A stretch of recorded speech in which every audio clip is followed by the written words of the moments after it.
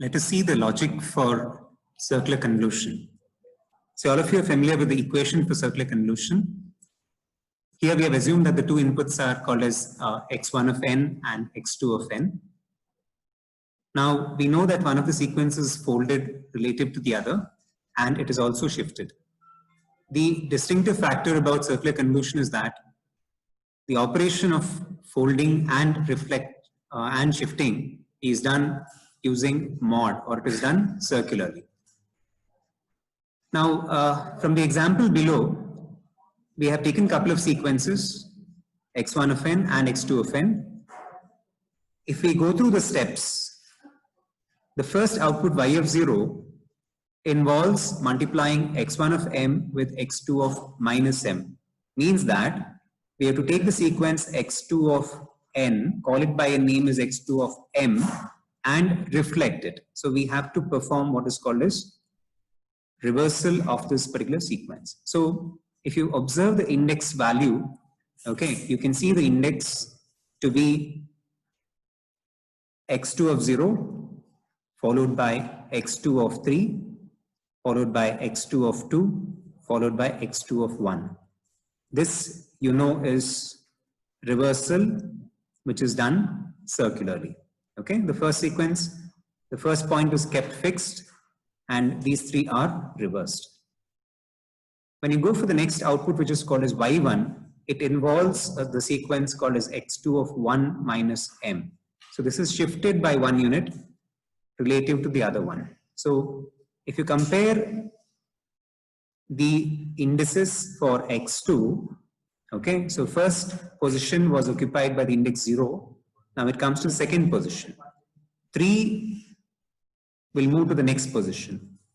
2 will move to the next position. And the last index, which was x2 of 1, is now going to come to the first position. So this is a right shift operation, and it is quite similar to a rotate. So correspondingly, this operation is going to continue. So we continue to shift it to the right by 1 position to evaluate y2 as well as y3. Now the important thing to note is the first sequence x1 of m is unchanged throughout the process. Okay, the end result of the calculation is shown below. The output is 13, 14, 11 and 12.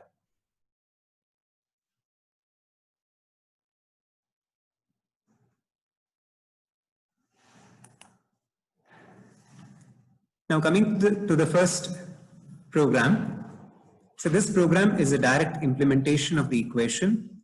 So two sequences are assumed, x and h, with the data as shown. Y is the variable which contains the output. Few variables are used as indices in the computation. The length of the sequence and the output is fixed to 4, denoted by capital N. So you can see that there are a couple of loops imitating the behavior of the formula, and the index is computed using mod operation, which is indicated by the symbol called as percentage.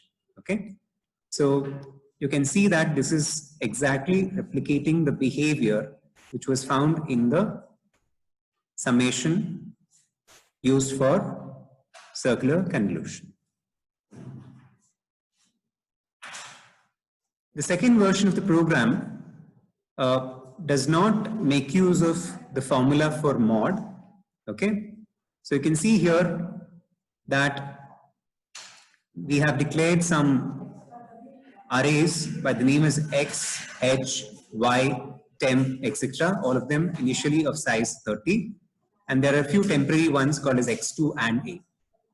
Now y here is functioning as a pointer. Okay, it's an integer pointer, and we are casting it. So this operation is called as typecast.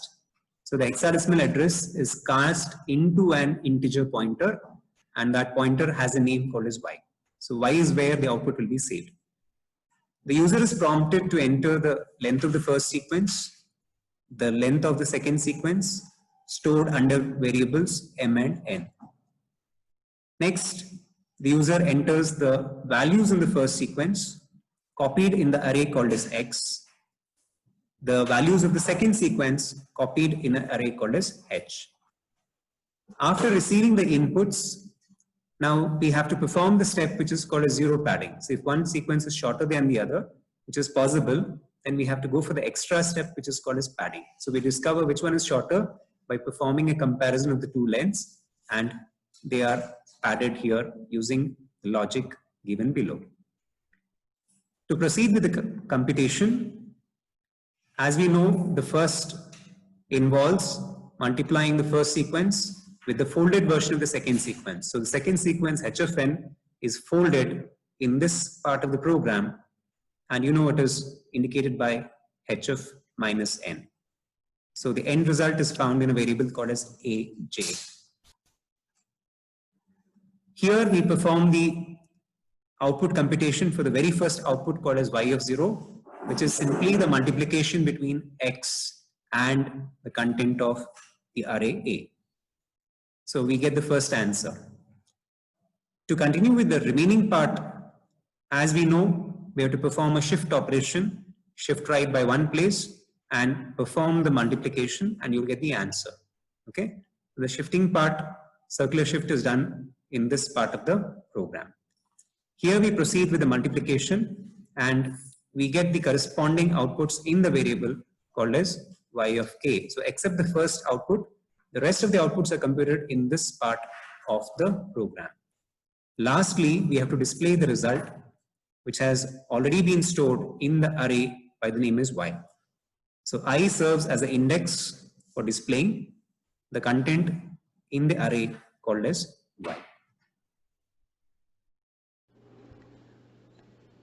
Let us see the working procedure for circular convolution. See, the program for circular convolution has been typed in the window. The library files to be included for this particular project is RTS6700. So you can see under the source, the program is loaded. Under libraries, you can find the corresponding RTS library. The program has to be compiled, followed by incremental build, and lastly, you have to do rebuild all. At the end of this step, you'll get the output file. Under File menu, Load Program, in the folder called as Debug. So wherever you save the project, there's a folder called as Debug. In that folder, you will be able to locate the output file. The same file name is maintained, but the extension is .out. So load this particular file and run it. You have a standard input dialog box. There's a default statement called as please enter your input. What is to be entered? You have to check the statement below in standard out. So here it's prompting that enter the length of the first sequence. So we'll enter the length as 4. The next message is enter the length of second sequence. Here also we'll provide a value as 4. Now here it is asking for the data, the first sequence. So we'll give the data separated by spaces. So no needs to provide any sort of parentheses here. Now it's asking for the second sequence. I'll enter the value 1220. And you can observe the output here in std out. The circular convolution is 15, 12, 9, 14. In order to generate the graph, we should know the corresponding address where the output is saved. So in this program, the address is found here. So the hexadecimal address 4 zeros followed by 100. Go to view, select graph, time/frequency. Here the starting address should be that particular value. So here it is matched to according to the program. The display data size is chosen as 4 because we have to display only 4 outputs here. Okay. The data type is 32-bit signed integer, and under the data plot style, it should be selected as bar. Click OK, and the graph corresponding to the values will be displayed. To verify the numbers, you have to move the cursor. So when the cursor is on that particular position, it will indicate the particular value. So you can see if a cursor selected by green, okay, you can get the values of x and y in the bracket here at the corresponding memory location.